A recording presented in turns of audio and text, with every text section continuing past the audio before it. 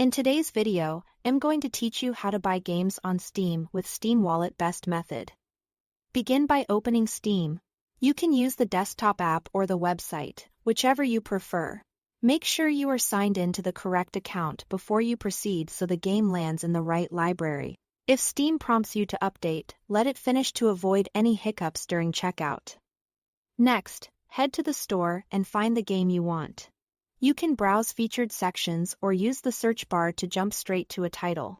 On the game's page, take a moment to review details like system requirements, supported languages, editions or bundles, and whether here is a sale price.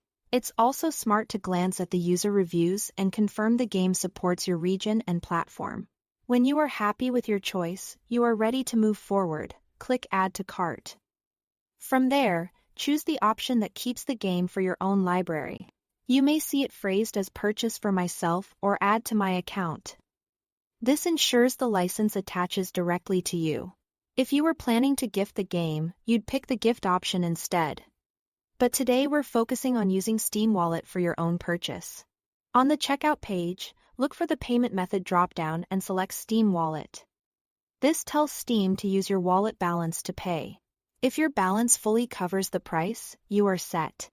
If it's short, Steam will guide you to add funds, and once topped up, it applies the wallet to this purchase automatically. Double-check the total, your currency, and any taxes before proceeding. Review the terms of the Steam subscriber agreement and any store policies shown on the page. When you are ready, agree to the terms and click Purchase. Steam will process your order and show a confirmation screen. You'll also receive a confirmation by email. If you have automatic downloads enabled, the game may begin downloading immediately. If not, you can open your library, locate the new title, and start the download when it's convenient. That's all to it. Thanks for watching.